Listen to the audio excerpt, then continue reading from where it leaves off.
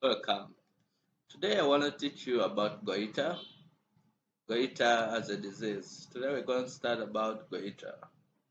And the 7 Theater at gmail.com. You can contact us. And that is it. The 7 Theater. Alright, don't forget to like our videos, subscribe for more and better videos, and share to other students to also enjoy the videos and the science. We give it all here. Let's continue.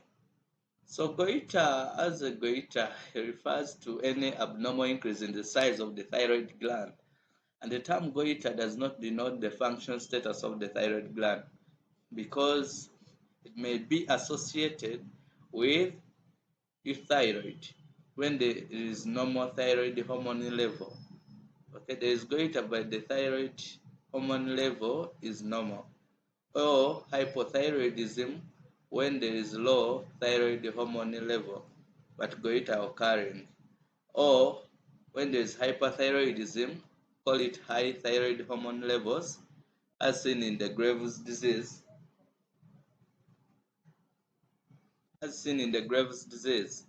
and toxic nodular goiter.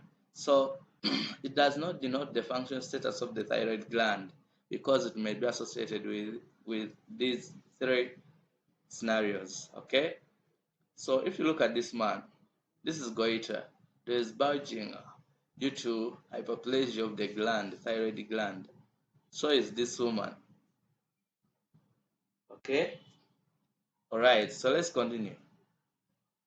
Well, we have goitrogens. These are substances that cause goiter, and the substances that interfere with the production of thyroid hormone, they will cause thyroid enlargement, which we call goiter. And these include thiocyanates, nitrates, perchlorates, and the drugs such as thiourea, uracil, and thiocarbamide. All these will cause goiter. Okay, they are goitrogenic. All right, and certain plant foods, for example, cabbage can cause goiter. Cauliflower and turnip, they also contain goitrogenic factors, and these are mostly the thiocyanates. All right. If the goitrogen reduces thyroid hormone synthesis to subnormal levels, then the secretion of thyroid stimulating hormone is increased chronically and this will produce hypertrophy of the gland.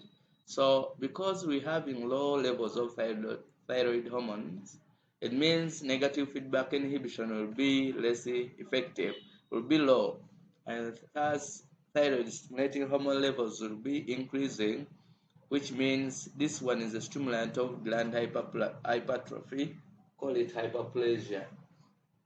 The gland will hypertrophy because TSH is high in levels in plasma. So how does iodine deficiency cause goiter? Or this is what we call endemic goiter. Iodine deficiency goiter, what we call endemic goiter. And this endemic goiter occurs only when the dietary intake of iodine falls below 10 micrograms. Normal requirement of the day is around 100 to 200 micrograms. So it decreases the synthesis and secretion of thyroid hormone, leading to increased TSH levels and proliferation of the thyroid gland tissue. That is it. So because it is decreasing synthesis of thyroid hormones, TSH will increase and proliferation of the gland will occur. Alright, so it is mostly found in the geographical regions away from the seacoast, where the waters and the soil are low in iodine content. So those people around the seacoast will have goiter happening more common. And the consumption of iodized salt is advocated to overcome this problem of endemic goiter. In certain cases, administration of thyroid hormone is also indicated. That's how they treat it. That's how you can prevent occurrence of goiter. Okay, let's continue. We have antithyroid glands. What are antithyroid glands? Look at this. The secretions of thyroid gland can be reduced by antithyroid gland drugs. depending on the mechanism of action of these drugs. They can be of the following types. We have the drugs that are inhibitors of iodine trapping by the thyroid gland. These competitive inhibitors, for example, we have monovalent ions such as chlorate, perchlorate, thiocyanate, we saw it in cabbage and other plants, turnip, whatever, compete with iodine for active transport into the thyroid gland.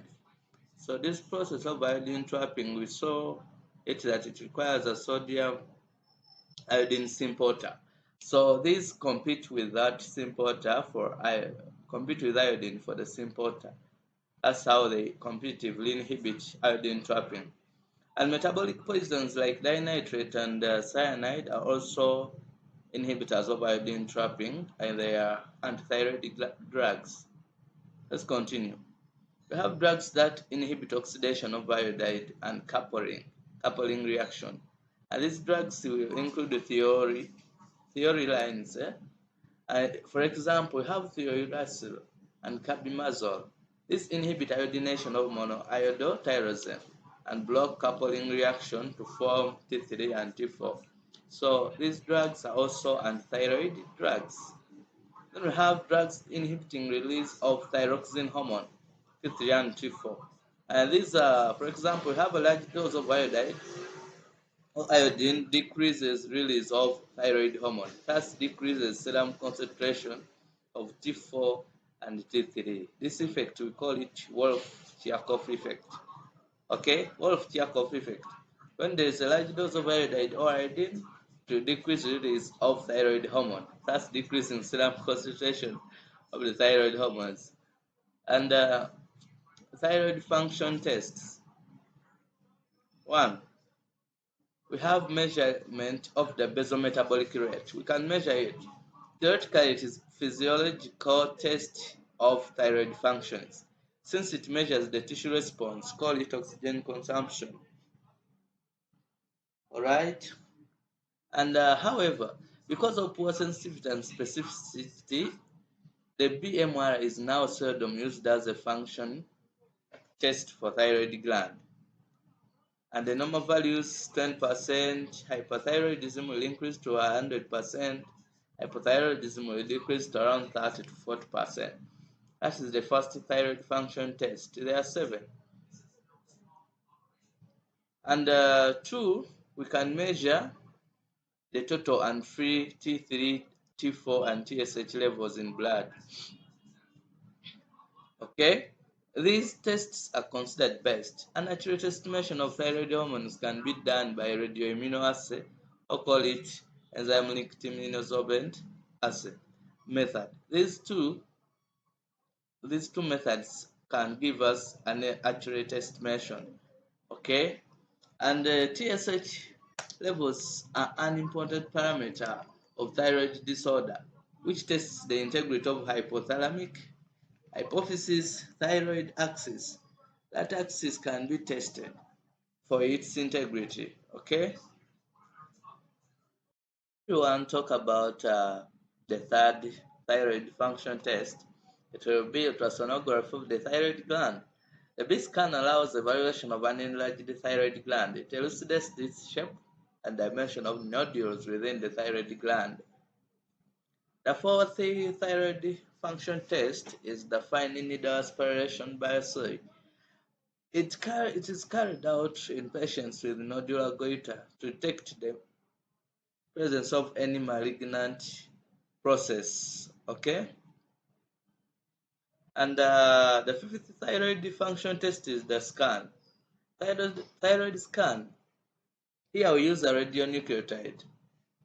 And a radionucleotide scan of the thyroid either by 131 iodine or 99 MTC. This should be up here, superscript, and is useful in demonstrating functioning thyroid tissue.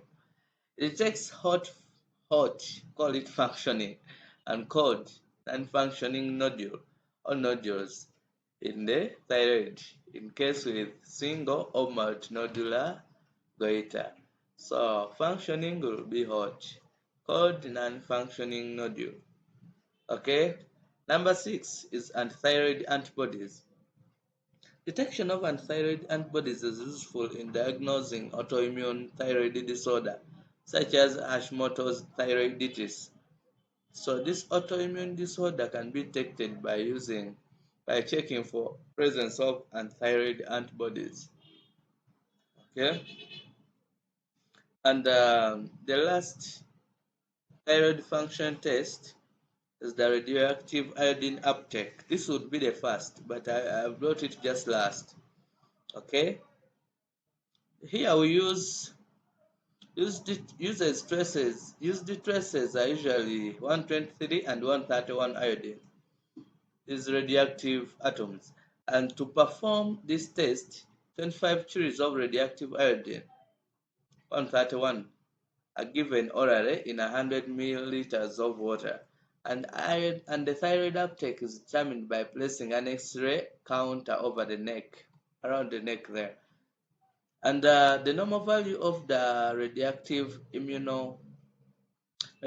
iodine uptake by thyroid at 24 hours is around 30 to 40%. That is the normal value. In hyperthyroidism, this value will be 60%. And in hypothyroidism, this value may be 20%. So I have these curves here.